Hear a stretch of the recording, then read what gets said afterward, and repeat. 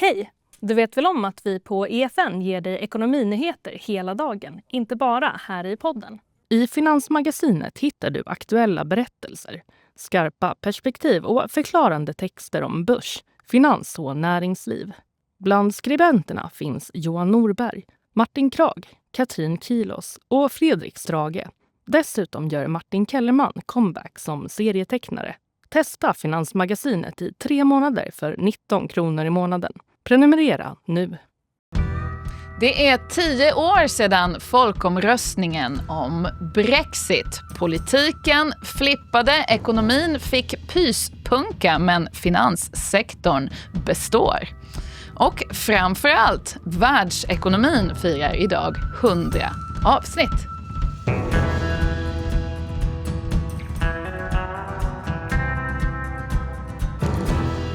Tio år sedan Brexit, men framförallt 100 avsnitt av världsekonomin. Jag tycker du ska öppna här. Den ska vi ju såklart göra. Och då kanske man ska lägga till att det är inte så att... Vi har en flaska väldigt alkoholfri, 100% äppel någonting mousserande som Claes nu öppnar. Här i studion där vi också har fina små flaggor och det är allmän feststämning. Oj, där! Bra, snyggt. Jag vet inte om den hördes. 20 maj 2024, Claes, gör vi första avsnittet av världsekonomin. Och så här unga och oskyldiga var vi då.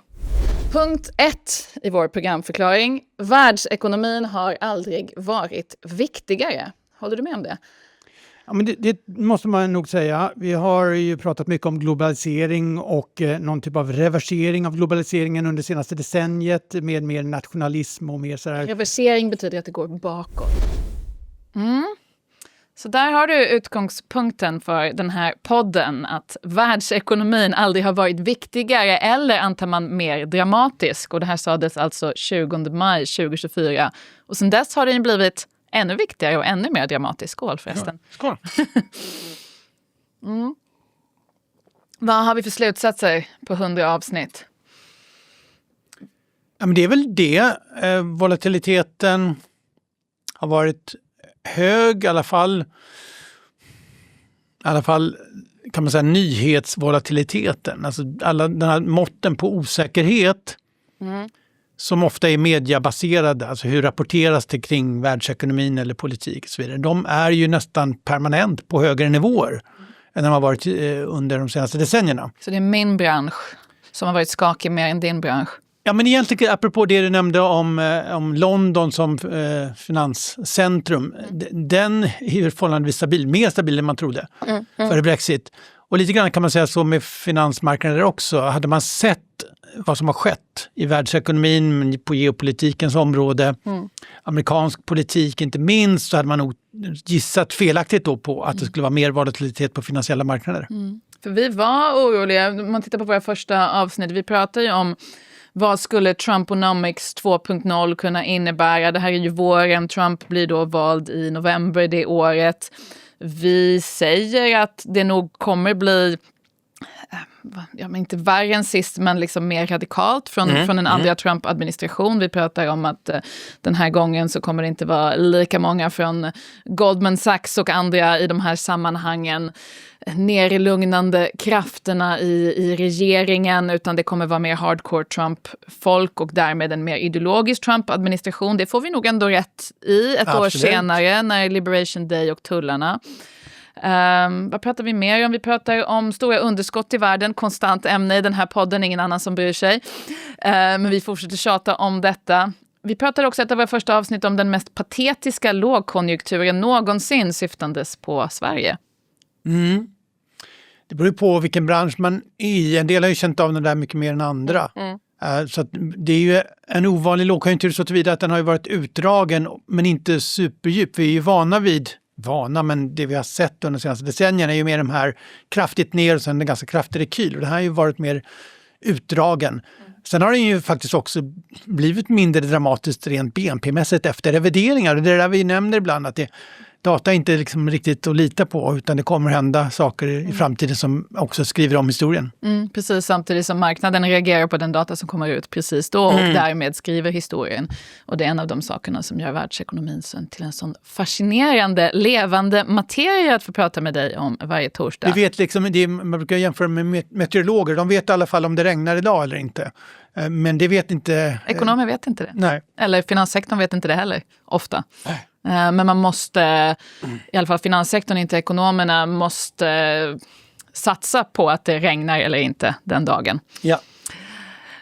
Vilket i sin tur påverkar värdet. Det är ju så otroligt flummigt det här. Alltså på ett bra sätt. Det är därför det är så kul. Vi spår även jag spår även i ett av våra första avsnittet svenskt eurointräde. Det har inte hänt än. Nej, du spådde inte att det skulle ha skett redan nu, antar jag. Nej, det gjorde jag inte. Men vi gjorde ett långt avsnitt om det här. Ja, av geopolitiska skäl. Nej, men och de argumenten finns ju kvar. Och det finns ju de som spår, apropå spå, att efter valet i höst, det svenska valet, så kommer det bli en eurodebatt. Och det finns ju kanske starkare krafter som vill också att Sverige ska gå den vägen. Vi får väl se. Jag är inte övertygad än så att den debatten kommer ta allt syre sådär omedelbart. Nej, och vad är argumentet för att det ska komma efter valet? Att det finns politiskt utrymme att ta i den fråga som är ganska uppenbar nu, eller? Man vill absolut inte ha det till en valfråga. Eftersom majoriteten av svenskarna enligt opinionsundersökningar fortfarande är emot, så är det ju såklart för de stora partierna dödsdömt att försöka driva det här som röstar på oss för att vi vill införa euron. Och sen dessutom är det fortfarande i de stora partierna tudelat, alltså inom partiet. Så att man vill väl inte heller göra det där till någonting som splittrar partiet inför ett viktigare val trots allt. Men det här kopplar ju rakt in i det som hände för 10 år sedan, ganska exakt idag. Det vill säga den brittiska folkomröstningen om att lämna EU. Den argumentation som nu finns och som fanns när vi började göra podden, från mitt håll i alla fall, är ju att Sverige någonstans av politiska skäl nu trycks in i ett eurosamarbete på grund av hur EU har utvecklats. Och där är det väl den stora grejen, den ryska invasionen av Ukraina, som tvingar EU att bli något annat och på sikt, nu vet vi inte hur det här kommer gå, men liksom på sikt på något sätt erbjuda Ukraina någon sorts EU-medlemskap, vilket gör att man måste göra om kanske vad ett EU-medlemskap innebär eller olika nivåer av EU-medlemskap, vilket gör att det blir liksom politiskt nödvändigt för Sverige att ta ställning till, ska man vara i EU, då vad som kan bli en inre kärna och därmed en del av valutaunionen, eller ska man stanna någon annanstans.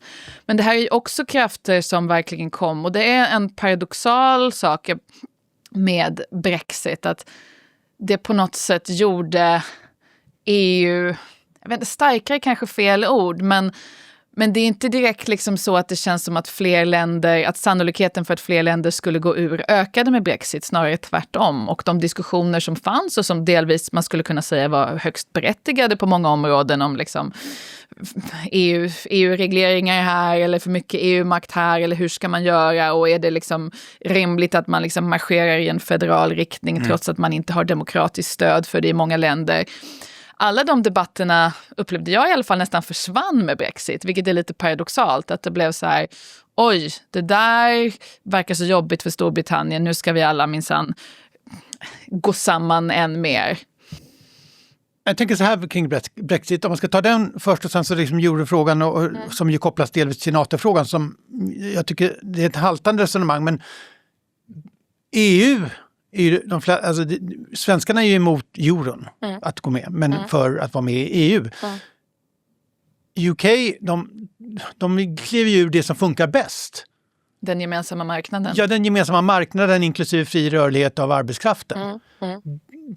Och delvis var det ju just på grund av arbetskraften och invandringen som, eller kanske enbart det egentligen, som britterna valde att kliva bort från det. Så att det blev ju jag tycker att det man kan se efteråt när man väl har genomfört det har ju drabbat brittisk ekonomi.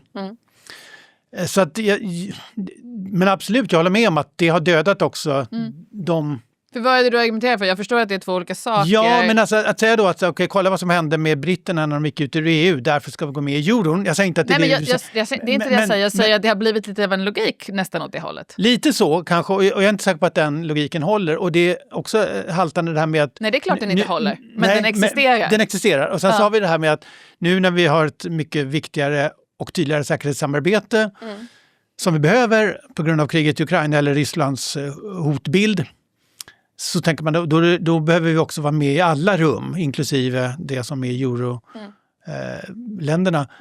Då är det ju där att Storbritannien är ju en av de absolut viktigaste delarna av NATO i Europa. Och de är ju inte ens med i EU och ännu mindre i euron. Och där har vi också ett försvarssamarbete. Så att jag ser inte riktigt att det är en tydlig följdeffekt av att med NATO att vi går med i euron. Utan jag tror fortfarande att det som, varför jag tror att det är lite... Jag är inte lika övertygad som vissa andra om att det kommer bli en eurodebatt. Det är ju att EUs stora stund, eller euron som man så vill, det är ju att visa att man är den här epoken mogen och vågar utvecklas. Och hela tiden så kommer det ju snarare motsatta, inte nödvändigtvis motsatta besked, men vi ser ju inte riktigt att den förändringen som man vill se äger rum. Jag tror att det måste hända saker som visar att EU och därmed eurosamarbetet, man måste våga göra förändringar. Alltså Draghi-rapporten som vi tjatar om. Det måste hända grejer för att den här attraktionskraften ska bli mycket mer påtaglig. Draghi-rapporten om brist på europeisk konkurrenskraft och om hur mycket Europa har halkat efter i USA tillväxtmässigt och produktivitetsmässigt och inte minst gällande innovation. Och så fanns det förslag i Draghi-rapporten som diskuteras om vad man kunde göra åt det här. Och det vi ser nu är ju snarare det att Sverige som står utanför euron, och det har inte med euron att göra. Du säger euron, alltså euron. Ja, euron. Ja. Lyckas ju bättre än Tyskland till exempel. Om vi tittar på exporten, om vi tittar på industrin. Fast Tyskland har ju andra problem än euromedlemskapet. Absolut, men de lyckas ju inte hantera sina problem. Nej, men där tycker jag... Jo, precis, men de lyckas inte hantera problemen som ju är delvis en effekt av att man lyckas inte ena landet. Det är ett land av många. Det visar hur svårt det är med det här. Jag dissar inte vare sig euron eller EU. Jag menar bara att det här är... Man vill se att någon lyckas resa sig här och hantera... Absolut, Tysklands problem är ju många. Ett är ju att man konkurrerar så mycket mer med Kina än många andra länder. Men Sverige gör ju också det. Vi lyckas inte lika mycket som Tyskland. Vi har inte lika många områden där vi träffas lika hårt av kinesisk konkurrens. Men jag tycker att det borde finnas förbud mot att jämföra länder ekonomiskt mot Tyskland just nu. Och jag kan tänka mig att det här förbudet borde gälla de närmsta 5 åren. För att jag tycker att samma sak som du precis gjorde sker ganska mycket i brittisk debatt. När man ska diskutera... Okej, det har gått dåligt efter Brexit, vilket det har. Och då så säger Brexit-förespråkarna, men titta på Tyskland. Och då känner man så här, men det där är ju irrelevant. Ja, men och nu gör ju du samma sak. Ja, nej, men jag säger inte att det är anledningen till att man ska vara motståndare till euron. Det är inte det jag säger. Jag tror att det är en viktig del som kommer att göra det svårt att driva eurokampanj. Att det går dåligt för Tyskland? Ja, det tror jag kommer att vara. Det är sant. Och plus att man tycker att det fortfarande går trögt när det gäller förändringsprocessen. Och den gäller ju även tysk domestikt politik. Och där har man ju, det man har i... Ja, det här ska inte bli en eurodebatt. Och vi ska inte bråka i vårt 100:e avsnitt, klart. Nej, det ska vi inte göra. Nej, men jag tror att det är... Vi ska ha god stämning. Man kan säga att EU har ju otur delvis. Alltså, hela Irankriget har ju varit dåligt för Europa mer än för USA. På grund av energipriserna. Ja. På grund av energi. Och det har ju ingenting att göra med vare sig EU eller euron. Utan det är ju bara så det är. Ja, man kan ju säga att man hade kunnat möjligtvis, det var ett långsiktigt, hamna i en annan situation. Då är man i Tyskland igen och deras energipolitik. Men det är ju inte direkt någon konsekvens av den gemensamma valutan. Men det blir en påminnelse för väljare. Just det där. Det där museet. Ska man in i det? Vi är ju i det. Men ska man in i hur viktigt det är att sitta i finrum? Jag tror att Och där håller jag med dig. För att om jag tänker tillbaka på för 10 år sedan och Brexit, så var det ju alltså David Cameron, den dåvarande finansministern vill jag säga, premiärministern, hade ju onekligen otur med tajmingen av den där folkomröstningen. det var ju väldigt jämnt. Och det hade nog inte tippat över till att man förespråkade en skilsmässa om det inte hade varit för, jag menar, att det där kom, det var ju fortfarande, vad säger du, eurokris, eurokris skulle jag vilja säga. Men det var inte minst flyktingkris i Europa som liksom inte direkt påverkade Storbritannien så där jättemycket, men som naturligtvis var en väldigt stor del av debatten. Och ledde till, alltså britterna röstade ju mot europeisk invandring, liksom, så den här kontexten som var utom europeisk asylinvandring som kom in till Europa mer än in i Storbritannien samtidigt hade egentligen inte med varandra att göra, men påverkade naturligtvis både diskussionen och resultatet väldigt mycket. Så att jag tror att liksom bilden av Europa, som det är det du säger nu, påverkas just nu av den tyska industrikrisen på ett sätt som gör att Sverige kanske inte hoppar in i det där valutasamarbetet. Jag kan köpa det resonemanget, inte bara för att det här är vårt 100:e avsnitt och jag försöker hålla sams med dig. Det här är jag som analytiker, det är alltså liksom inte någon syn på euron som samarbete, utan jag bara funderar på hur kommer det här. Sen får man inte glömma bort att vi har det här med AfD i Tyskland som ju alternativ för Deutschland. Ja, att det är ju det är ju liksom getingbo i fel liknande, men det är liksom det otydligt. Och dåligt för med högerpopulistiska partier vid makten i Tyskland. Du drar det längre än jag skulle våga göra, men fair enough. Spell it out, Claes. Spell it out. Allt detta talar då mot ett svenskt eurointräde nästa år. Brexit, 10 år sedan. Låt oss prata om det. För vad vi har sagt hittills är att det leder till liksom politiskt ändå till någonting som är positivt för Bryssel i bemärkelsen att det upplevs, korrekt eller inte, som så krångligt, svårt, jobbigt och faktiskt förödmjukande. Det måste man säga är korrekt, för att det har ju inte, och tittar man på opinionen i ditt hemland så är den ju kraftigt för, inte kraftigt för att gå med igen, den frågan vågar väl opinionsinstituten ställa, men det är ju, var det fel att lämna? Det är ju överväldigande Absolut. Så man har ju ångrat sig. Man har ångrat sig. Så att det är ju tydligt att det är ju ingen som tycker att det här var, några finns det väl, men det är svårt att hitta, vad blev så bra då? Nej, men där är ju argumentationen från de som, det handlade ju inte bara om invandring, vilket du felaktigt sa för typ 5 minuter sedan.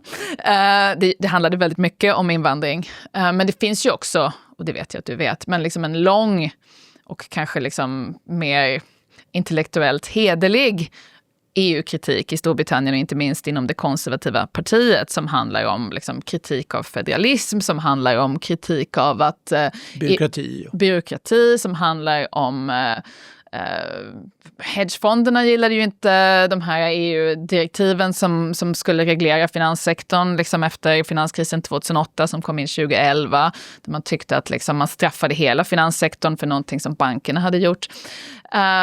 Så det var ju också liksom en policykritik som inte har att göra med invandringspolitiken. Men sen någon slags liksom bara brittisk lag ska gälla i Storbritannien. Det brittiska parlamentets suveränitet, det är en viktig demokratisk princip. Det kan man ju tycka är liksom... Det gäller ju alla EU-länder. Ja, men de hade som de har en stark känsla för sitt parlament. Och det får man ju respektera.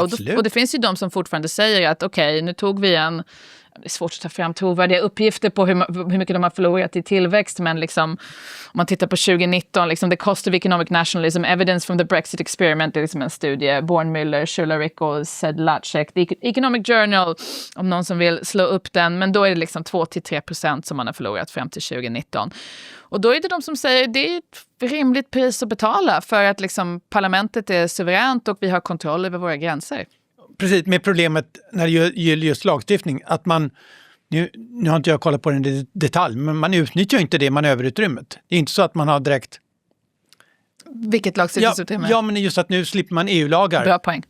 Jaha, peka på några lagar då som ni längtar efter att få införa. Nej. Det är jättebra att du gör den poängen. För det är ju precis det. Exakt, Claes. Bra, Claes. Precis, för man lämnar EU för att man vill då den legitima eller mest legitima och intellektuellt hederliga EU-kritiken handlar om att man vill ha en möjlighet att nationellt välja någonting annat. Men grejen är, nu har man gått ur EU, tagit en kostnad ekonomiskt, man kan debattera hur stor den är, men på i princip alla områden lagt sig på EU-lagstiftningen. Och sen har man ju handelspolitiken då, där man är ju fri. Och så har man minskat invandringen från Europa. Det är väldigt svårt att flytta från Europa till Storbritannien nu. Men däremot har invandringen totalt ökat. Men bara inte från Europa. Så att om man inte ville ha polacker eller svenskar till Storbritannien, då har man lyckats. Men inte om man ville minska invandringen totalt. Ja. Och den invandringen, den totala invandringen från de delar den kommer, tolkar jag som, här får du rätta mig, att det har gynnat reform. Precis. Så att hade det varit den gamla invandringen så kanske britterna hade varit mindre reformvänliga. Reform är då det högerpopulistiska partiet som leds av Nigel Farage som är väldigt stora i opinionen. Jag vet inte om de är störst just nu, men de är stora. Och han var ju också Mr. Brexit. Jag minns att jag intervjuade honom på en pub i Kent. Han är ju törstig kille, va? Törstig kille. Mycket rött ansikte minns jag. Kortare än man tror. Han hade så här Union Jack strumpor på sig. Och jag var lite förvånad för att han är ju en otroligt skicklig politiker. Alltså om man tittar bara på så här, vad killen har åstadkommit. Det är svårt att peka på någon annan de senaste 20 åren som varit mer inflytelserik i brittisk politik. Så jag hade någon slags förväntan om att han skulle framstå som smart. Vilket han inte gjorde, när jag träffade honom i alla fall. Men Brexit-kostnaden, varför är den svår att räkna på, Claes? Ja, men det är som allt med ekonomi. Alltså det här kontrafaktiska. Ja, det är kontrafaktiskt svårt att räkna på. Men det är också så att det är ingen slump att jag tog en studie från 2019 nu. För att grejen är, jag minns ju det här. Det var ju en jäkla kalabalik i parlamentet. Man gick ur EU, eller man fattade beslut om att gå ur EU. Och så var liksom, hade man inte tänkt igenom, det tycker man nog ändå kan säga, hur det här skulle ske. Och ens liksom vilket EU man skulle gå igenom. Det finns ju, precis som du är inne på, flera olika nivåer. Innebär folkomröstningsresultat är ju svårtolkade. Innebär liksom ja till Brexit att man skulle gå ur alltså hela EU, liksom, eller skulle man stanna kvar i tullunionen, eller fanns det något sätt att stanna kvar i den gemensamma marknaden, liksom bli som Norge eller Schweiz som accepterar den fria rörligheten av människor. Schweiz är lite gnälliga på det där på sistone, men Norge gör det i alla fall mot att då få tillgång till vad som är världens största marknad, EU. Så det var väldigt oklart och det var massa turer i parlamentet fram och tillbaka om vad man skulle gå ur och hur, och det här liksom hård Brexit, mjuk Brexit. Och det var liksom fantastiskt rörigt. 6 ska vi räkna premiärministrarna? Om man tittar, hur många var det? Titta, det är talande att jag inte kommer ihåg det här. Jag tror det var 8 finansministrar på 10 år, men du gör ingen rörelse. Claes har ingen rörelse för att hjälpa mig här. Jag vet att det var många. 6 premiärministrar på 10 år, 8 finansministrar. Och liksom, framförallt en av de här premiärministrarna var Boris Johnson. Man försöker, liksom, Churchills barn liksom förlorar partipiskan i det konservativa partiet. Drottningen blir indragen. Det är otroligt rörigt. Och allt det här rullar mot en deadline. Som då är nyårsafton, eller hur? 2019. Så om ett avtal inte är klart, och nu är man inne på premiärminister Boris Johnson, om ett avtal inte är klart till midnatt, då kommer Storbritannien att, för så här, och EU förhandlade ju det här snyggt, man måste ju liksom berömma dem. De satte i den här deadlinen, om ni inte blir klara till dess, då kommer ni som krascha ut ur den gemensamma marknaden utan ett handelsavtal. Och då skulle det bli matbrist, så att jag köpte ju en frysglas. Just det här minns jag kommer ihåg att jag skickade bilder till dig som stod i jag körde faktiskt den till soptippen i min lilla Citroën C3 här för 2 veckor sedan. Jag slängde frysen. Kändes symboliskt. Det var svårt att trycka in. Nu är det livsmedelsförsörjningen tryggad. Livsmedelsförsörjningen i Storbritannien är tryggad. Det tog väldigt lång tid för mig att trycka in den här frysen i min väldigt lilla bil och köra den till tippen. Och då tänkte jag på Brexit, för att jag köpte den till Brexit. Den här risken för att min dotter var jätteliten då, att det skulle bli matbrist. Och jag litade inte på Boris Johnson. Varför skulle jag göra det? Men nu slängde jag frysen. Men det blev ett avtal. Och sen då är det då går de ur officiellt, jag tror det inte är på nyårsnatten, det är i januari, för då var jag i Westminster som är då politikkvarteren i London, och det var liksom Nigel Farage och hela det gänget och väldigt mycket så här Union Jack-flaggor, och de sjöng och det regnade och det var lerigt. Och sen några veckor senare kom ju pandemin, vilket är hela grejen som jag försöker komma till för de här stackars ekonomerna som försöker räkna på effekter av Brexit. Jag tog en studie från 2019 för att efter det händer det saker som har väldigt stora effekter på brittisk ekonomi som är väldigt svåra att skilja från Brexit-effekter. Absolut. Tråkigt för den ekonomiska vetenskapen. Kommer aldrig få veta. Jag tror fortfarande att det var dåligt. Ja, men det tror de flesta. Det tror de flesta. Frågan är hur dåligt. Varför tror du att det var dåligt? Ja, men för att just att man har ju haft den här arbetskraftsbristen som ju har gjort att man behövt öka arbetskraftsinvandring från andra delar av världen. Så bara den biten har ju, tror jag, bromsat upp ekonomin. Men jag tror också att det skapar en ineffektivitet när handeln med EU, den är ju fortfarande stor, men den har ju blivit krångligare. Det gynnar ju domestika aktörer mer och det blir mindre konkurrensutsatt. Så att ineffektivitet och arbetsmarknaden tror jag är den kanske viktigaste delarna. Arbetsmarknaden, det märkte man ju. Men det var ju också i spåren av pandemin. Men det där att det var stängt på väldigt många ställen på måndagar. Och det är klart att pandemin gjorde ju att många lämnade UK som jobbade i tjänsteyrken och sådär ändå. Så att absolut det är svårt att särskilja dem. Och de sökte personal överallt. Jag minns jag var på någon middag och någon i hotellbranschen i London som bara beskrev hur de liksom bara inte kunde hålla hela hotellen öppna. Det gick inte. Ja. De hade bokningar men de hade inte personal.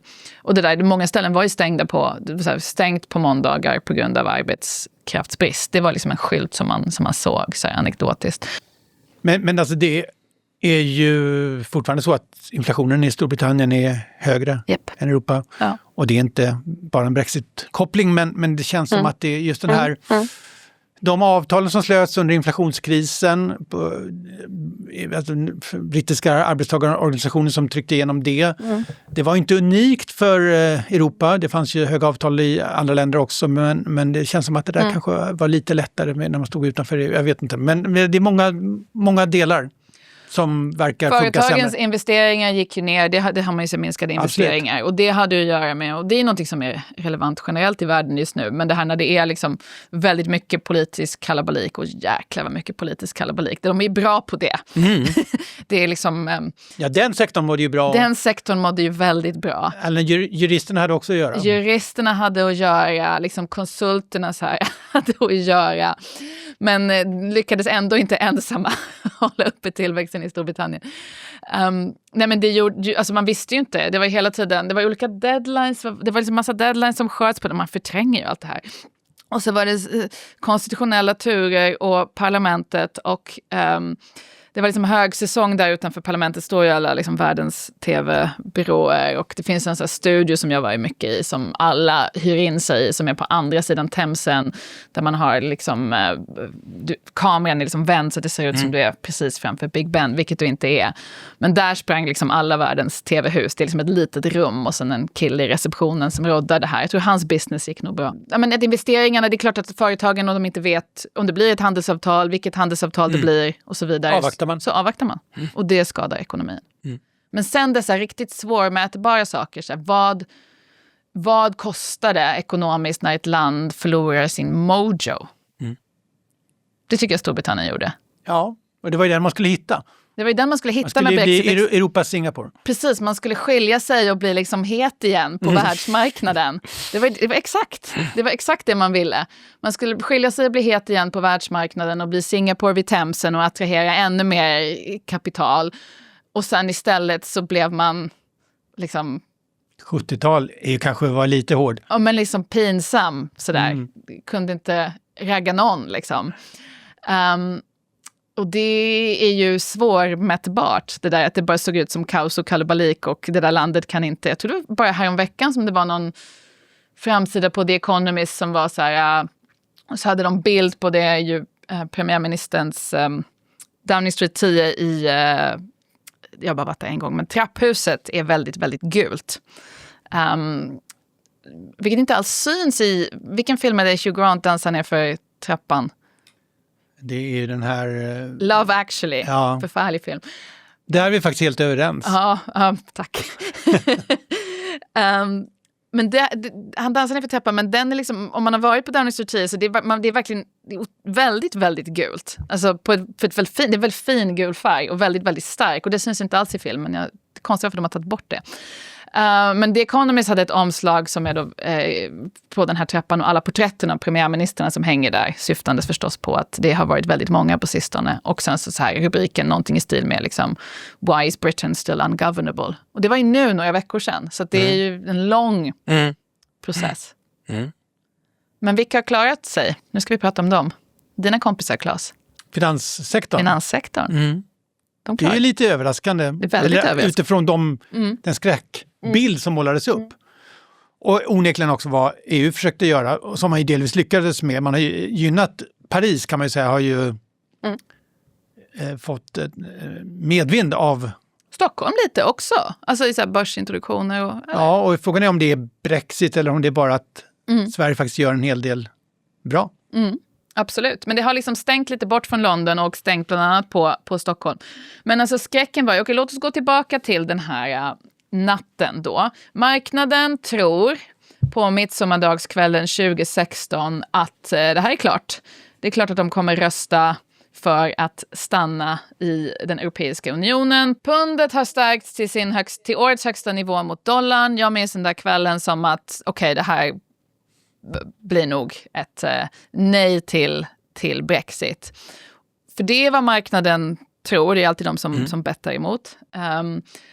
Och sen så står det klart att det inte är så. Och då faller den brittiska valutan till sin lägsta nivå på 3 decennier. Bankaktierna rasar.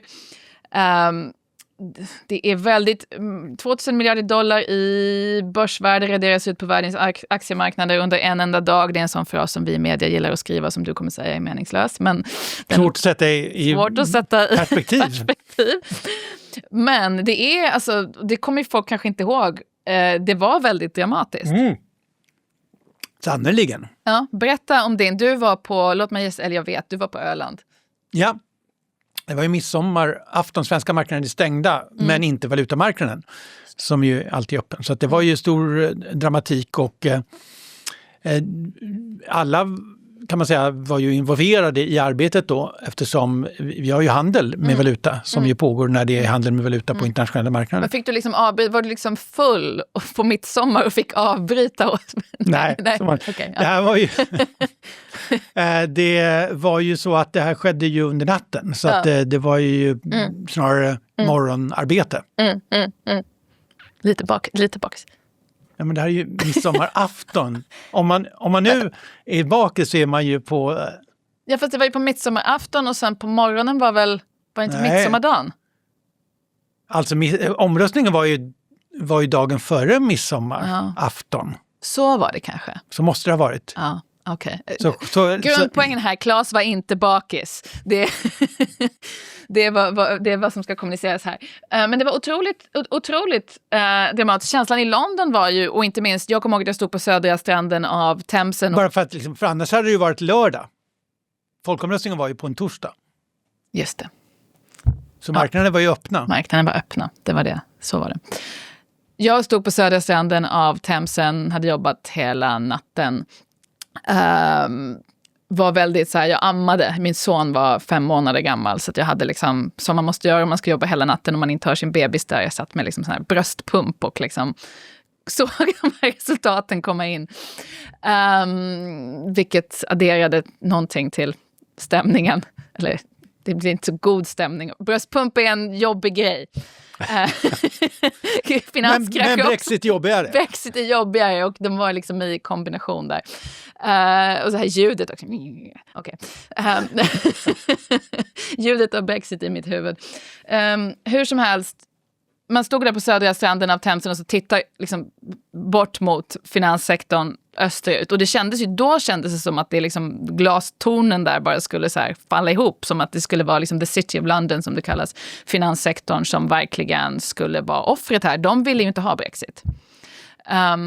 Och grejen är... London var ju ganska Absolut. pro-EU. Ja, men de ville ju verkligen inte ha det. Och framförallt ville de ju inte förlora det som kallades för passporting. Alltså den här rätten för finansiella institutioner att med ett tillstånd från London göra affärer över hela EU. Liksom. Och den försvann ju och så fick man men de har ju klarat sig ändå. På massa olika sätt. Och det är ju intressant. Alltså, det spåddes ju om att 200 000 finansjobb skulle försvinna. Och facit är faktiskt, Claes, att sedan 2016 så har de ökat i London. Och finanssektorn och försäkringsbranschen stod för 11% av skatteintäkterna för 10 år sedan och nu för 12%. Höga siffror. Ja, absolut. Men de har inte förändrats. Varför klarar sig finanssektorn? Allt annat dras med. Kungahuset, politiken. Jag var ju uppe kungahuset är väl kvar? De är kvar. Absolut. Men de drogs måste med. du dubbelkolla? Jag måste dubbelkolla. Nej, men de drogs ju med. Det var ju någon vända där drottningen drogs med för att det var någon diskussion om huruvida Boris Johnson var det väl som måste det varit anklagades för att eventuellt ha vilsefört drottningen i hur han då försökte det som kallas för suspendera parlamentet, vilket inte är samma sak som upplösa, så jag får inte säga upplösa, men det är ungefär samma sak. Och då hade han vilsefört drottningen och då skulle drottningen behöva intervenera och det hade varit väldigt jobbigt för kungahuset att intervenera för det så ska de ju inte hålla på nu för tiden. Så det blev indraget där ett tag till och med. Jag hängde mycket på Nordirland, kommer ni ihåg det? Jag kanske inte kommer ihåg att jag hängde på Nordirland, men journalister åkte mycket till Nordirland. Just det, såklart. Gränsen till Irland då var precis, ju het. Alla var tvungna att lära sig väldigt mycket om Nordirland-konflikten och våldet mellan katolska och protestantiska grupper där. The Troubles, precis, den mest brittisk underdrift. Så här. The Troubles, det var krig, vi kallade det för The Troubles. Men den fick man ju läsa på om igen för att med Brexit hade ju ingen riktigt tänkt på att Nordirland som ju är en del av Storbritannien och Irland som är Irland och det finns en gräns där och om Nordirland tillsammans med Storbritannien skulle gå ur EU så skulle varor behöva kontrolleras mellan Irland och Nordirland och senast som man hade så att säga en hård gränsövervakning där så brukade folk spränga bomber.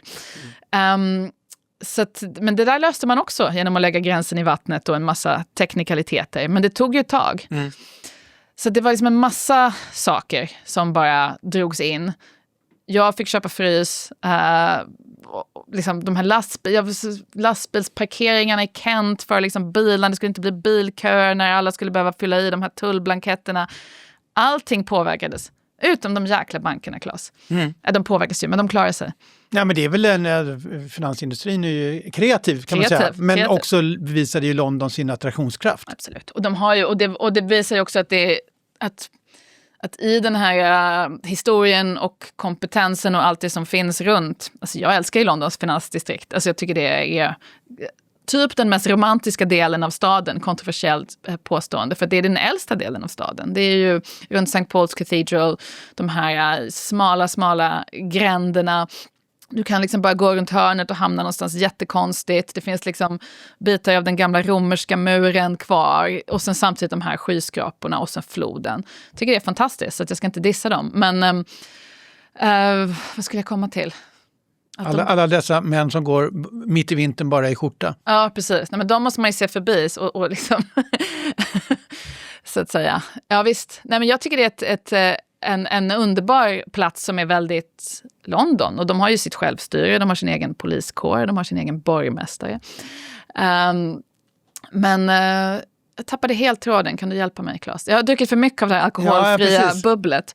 Nej, men det är lite av ett turisttips, för det är väl inte en plats tror jag, som svenska resenärer besöker. Absolut. Om man inte är där i jobb. Och det bästa med finansdistrikt som jag kommer ihåg, när du var i London sist så skickade jag väldigt många sms till dig som försökte tvinga dig att när du sprang mellan möten gå och titta på drakarna. Kommer du ihåg det? Du bara ignorerade alla mina sms för kommer du ihåg det att jag tjatade jättemycket per sms om de här drakarna för att jag tycker att det är skandal och du har varit så många gånger där och aldrig har sett drakarna.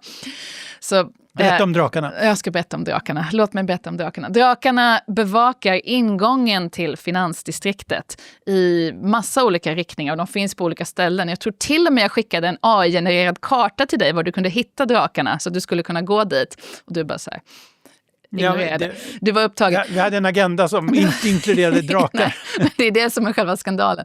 För folk bara går förbi de här drakarna utan att veta vad de symboliserar. Nej. Och de bevakar ingången, alltså gränsen mellan London och finansdistriktets London som har sitt eget självstyre. Och de är lite större på vissa ställen, de är lite mindre på andra ställen, men de är där, drakstatyerna. Jag kommer tvinga vår producent att lägga upp bilder på dem nu för ni som... Och hur gamla är de?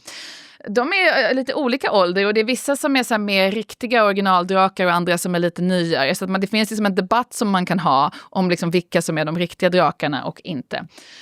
Men de ska då bevaka gränsen mellan den finansiella staden och den politiska, alltså så här, resten av staden. Och det är en väldigt fin bild av liksom månglarna håller till här. Och då skapar de mycket tillväxt och så beskattar vi dem. Och så bygger vi sjukhus och bra grejer. Men vi ska liksom inte blanda ihop de här sakerna. Och å andra sidan heller ska liksom politiken liksom inte in och mecka för mycket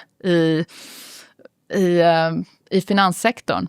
Och för då börjar drakarna spruta eld. Det är som maktdelning. Det finns det när Wilhelm Erövraren kom till... Det här är ju liksom det som nu är finanssektorn i det första London. När han kom dit... Vilket år, Claes? 1066. Så gick han ju runt staden. Liksom. Han insåg redan då att man liksom inte ska bråka med föregångarna till dagens finanskillar i fleeceväst. Istället byggde han towern på östra sidan. För att visa att det var han som bestämde. Men man lät dem ändå behålla sina privilegium. Och det har de ju lyckats med genom hela Brexit-processen. På sina olika sätt. 1000 år senare. Så. Nästa gång måste du gå och titta på drakarna. Du måste skicka selfie med drakarna. Ska göra det. Ja. Slutsatser om Brexit. Don't try this at home. Faktiskt. Verkligen. Det verkar man ha tagit till sig. Det verkar man ha tagit till sig. Huruvida man har tagit det till sig hela vägen till en svensk eurodebatt efter valet i höst och så småningom eurointräde som jag spådde här i början av den här poddens historia. Den här podden som nu fyller 100 avsnitt. Och med anledning av det, Claes, jag har en tårta här. Men innan vi börjar äta den så vi har fått in lite lyssnarfrågor. Vi brukar göra en lista, men jag har ingen veckans lista utan jag har lite lyssnarfrågor. Jag har censurerat lite bland dem, förlåt. Tagit bort lite för tekniska frågor till dig. Vi har ju underbara lyssnare och tittare som skickar saker. Jag försöker verkligen svara på allt. Men jag tar inte... Det är vissa grejer som inte kommer med. Så att om ni känner er kränkta för att ni inte fått med er fråga så tar jag på mig hela ansvaret. Första frågan, den är lite till oss båda. Vad bråkar ni mest om när ni förbereder podden? Ditt schema. Ja, det kanske... Det bråkar vi om. Jag kan vara lite besvärlig där. Du kan vara lite besvärlig där. Ja. Och så bråkar vi om... nej men vi har ju du vet vad vi bråkar om. Vi bråkar om... Jag skickar ju artiklar till Claes. Som jag tycker att han ska läsa innan avsnittet. Och Claes problem är inte att han inte vill läsa dem eller till slut läser dem. Utan det är att du har liksom inte inlogg till... Ja, men det är ju, du har ju inlogg till alla media. Nej, men det här bråkar vi om på riktigt. Hus i hela världen. Nej, det har jag inte. Men du har liksom inte inlogg till saker som jag tycker att du ska ha inlogg till. Vilket slutar med att jag måste säga... Du svarar att jag ska skicka dig en sån här gåvolänk från min prenumeration. Och så känner jag ibland att du är lite så här... Jag känner mig lite utnyttjad ibland. Ja, jag känner att det här tär på vår relation ibland. Att jag så här, skickar alla mina gåvoartiklar från... Ja, men The Economist är det ofta. Till dig. Och så någon gång när det blev konflikt, då var det så att jag hade skickat en gåvoartikel och så hade du liksom inte ens läst artikeln. Så att jag hade så att säga... Du hade vaskat. Jag hade vaskat den. Du hade vaskat. Då blev det konflikt. Ja. Men annars är vi ganska... Det är det som är där det skaver. Det är där det skaver. Gåvoartiklarna. Precis. Okej. Om Claes fick välja en enda risk som är underskattad av marknaden, jag antar att det är nu. Alltså marknaden är ju inte helt effektiv, men den är ju effektiv. Så att det är ju inte så att Alltså marknaden har en tendens att ta till sig hela tiden informationsflödet som sker. Det brukar ju prissättas oerhört snabbt. Av alla fall det här vanliga informationsflödet. Så det som sker i Mellanöstern naturligtvis, men allting som gör med ekonomi, det är inte så att det inte finns inbakat i marknaden. Utan det är snarare de här långsiktiga grejerna som inte är så att det är inte så att det är okänt. Men de här strukturella förändringarna, de är ju så Det som sker långsamt. Det som sker långsamt, det är svårt att... Alltså, om man ska tänka på, marknaden är ju liksom inte ett väsen, det är trots allt människor som styr det. Och människorna som är mest aktiva i marknaden, de har ju ofta ett ganska kortsiktigt perspektiv. För så ser deras uppdrag ut. Vilket innebär att saker som demografi är svårt att få in i marknadsprissättningen. Och även stora förändringar som AI driver ju onekligen marknaden. Men typiskt liksom... Men på fel sätt. Nej, alltså, ofta på fel sätt eller i alla fall inte helt på rätt sätt. För det vi kan se det är att vissa bolag tjänar fruktansvärt mycket pengar. De vill man köpa. Men hur det transformerar hela samhället det ligger längre bort och det är svårt att prissätta. Så det är inte direkt risker. I bemärkelsen att det är ju ingen som kan svara på det där. Men det är sånt som marknaden typiskt inte hanterar. Och sen har vi de här, liksom, om man tänker tillbaka på Rumsfeld, försvarsministern var han väl i USA under Irakkriget. Han pratade om de här olika riskerna. The unknown unknowns, är det alltså unknown unknowns, det är liksom de genuina riskerna som ingen vet någonting om. Alltså det du inte vet att du inte vet. Precis. Så man kan identifiera de här liksom known unknowns och så vidare. Så vi kan igenom det. Så known unknown är alltså vad du vet att du inte vet. Okej, vi vet att vi inte vet hur AI kommer sluta. Det är ju snarare så här risker som skulle kunna... Jag tänker kanske då geopolitiskt, men det går ju tänka sig en reeskalerande konflikt i Mellanöstern eller ett storkrig och så vidare. Men de stora grejerna... Utomjordingarna landar. Den har vi pratat om i podden också. Den gillar jag att prata om. Ja. Det är svårt att veta hur man handlar på det. Ja, absolut. Men den typen av saker, det är ju liksom ofta de verkliga riskerna som ingen förväntade sig i pandemin innan den drabbade världen, eller väldigt få i alla fall. Ja. Men annars är det ju intressant med de här, eftersom vi är oundvikligen, i alla fall demografiskt ett stort skifte, det vet vi. Så att det här är ju inte en risk, utan vi vet ju att det sker. Men det är svårt att prissätta. Geopolitiskt kan man säga att världen är på väg in i eller är redan inne i en ny värld. Den är också svår att prissätta förutom de här uppenbara grejerna med konflikter och energipriser och sådär. Så hur tänker du då om den demografiska förändringen som du säger, den tas inte in av marknaden för det går inte riktigt. För det är inte bara att det inte går, utan det är ju det att effekterna på både när det gäller bolagseffekter, alltså om man tänker som byggindustrin kommer ju liksom, och det syns väl delvis i värdering av den typen av verksamheter. Men det är klart, men man ska hårdra det. Alltså så här, befolkningen blir mindre. Stockholm måste hantera huspriser som går ner. Ja, då är ju frågan så här, är det Stockholm som behöver hantera det? Eller om vi tittar på Japan som exempel så ser vi att bostadspriser i Tokyo stiger medan de faller i. Så att det är snarare en tudelning där som ökar. Men i Japan har de ändå vant sig vid, vad jag förstått, i liksom delar att man köper ett hus och sen går det ner i värde. Ja, men absolut. Och det kan det man är säga, en stor förändring i Sverige. Ja, och den har skett i delar av vissa så här, utfolkningsområden. Så har det ju skett även tidigare. Men det så att det... Nu ska vi inte dra ett helt avsnitt av demografi. Men det är en sån här grej som... En grej som inte är en risk, utan det är nästan ett faktum kan man säga. Det är inte så att vi vet exakt hur det ska utvecklas. Men vi vet ju att vi har en krympande... Eller en befolkningstillväxt som sjunker. I vissa fall krympande befolkning och en åldrande befolkning, så här sammansättningen av befolkningen skiftar också. Och det är inte på något sätt obekant för marknaden. Men det är delvis prissatt i vissa tillgångslag, men det är svårt att prissätta fullt ut. Okej. Så demografin och egentligen allt som händer långsamt, inte bara underskattat av marknaden utan marknaden är nästan blind just för. Nu är ju struktur mer spännande än konjunktur.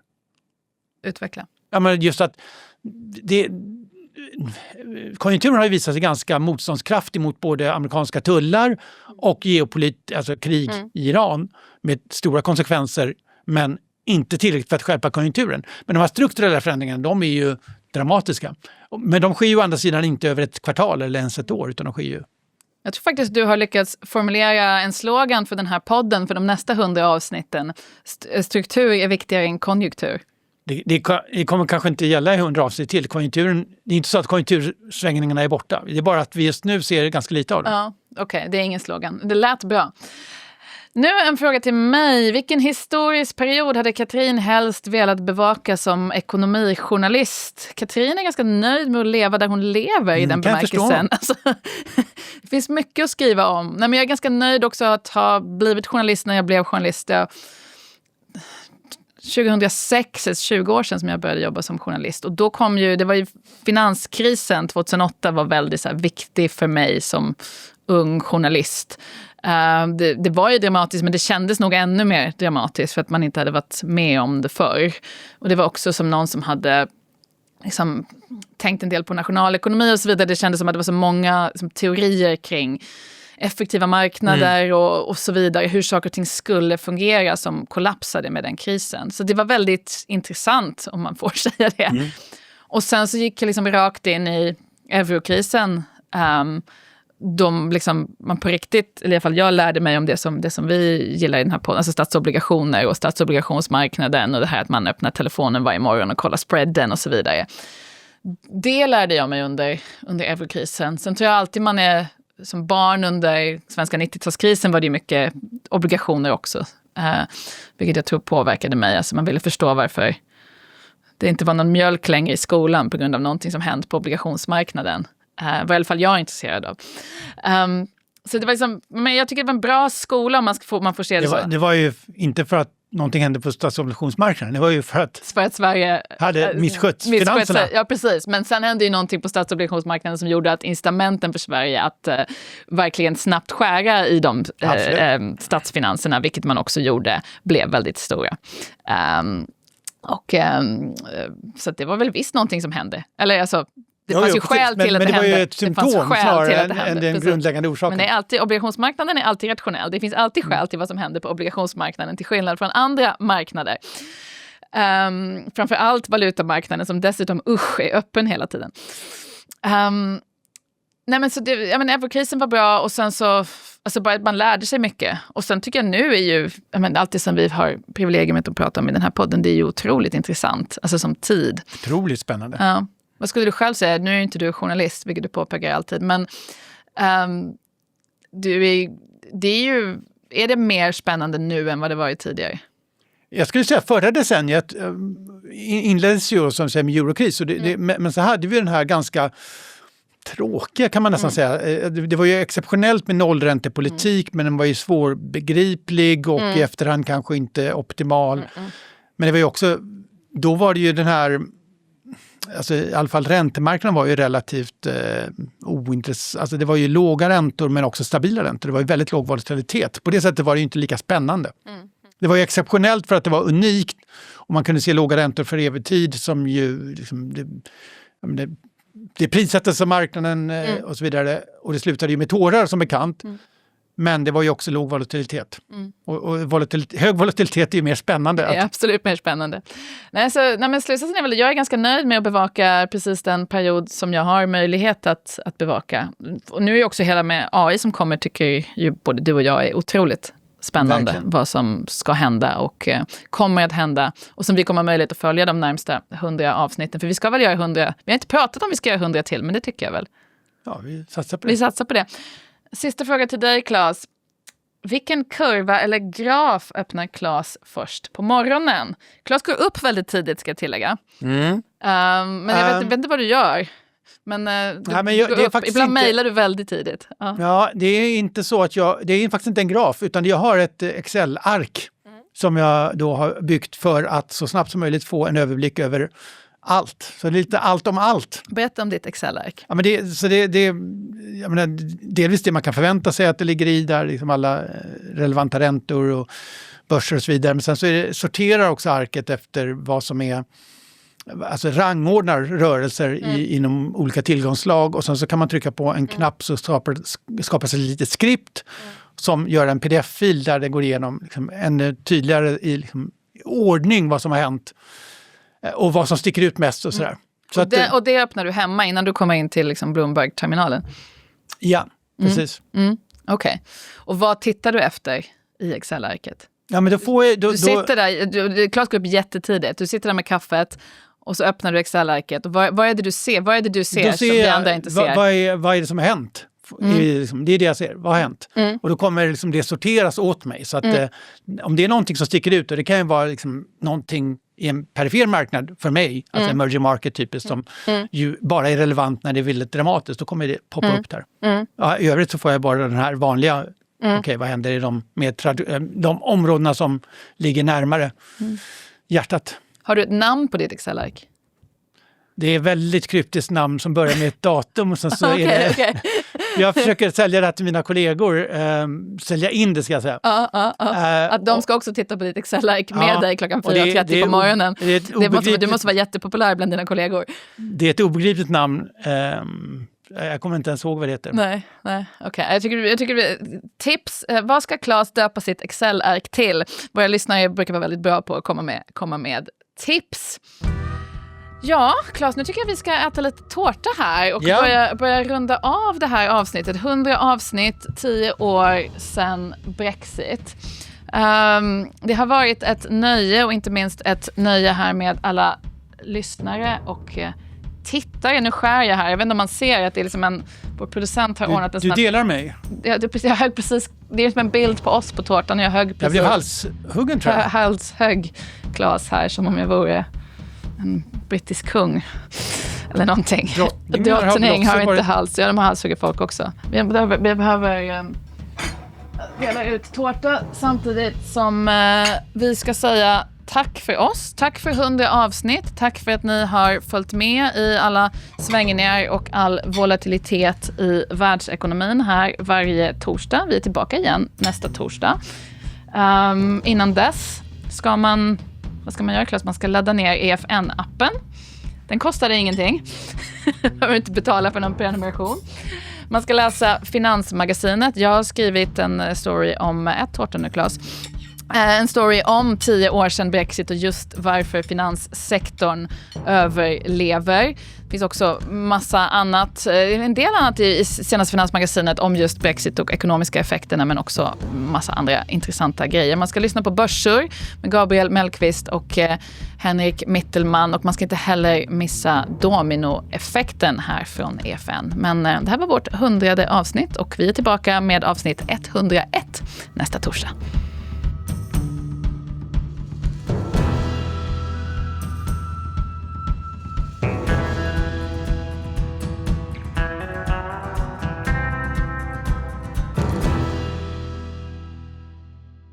Hej!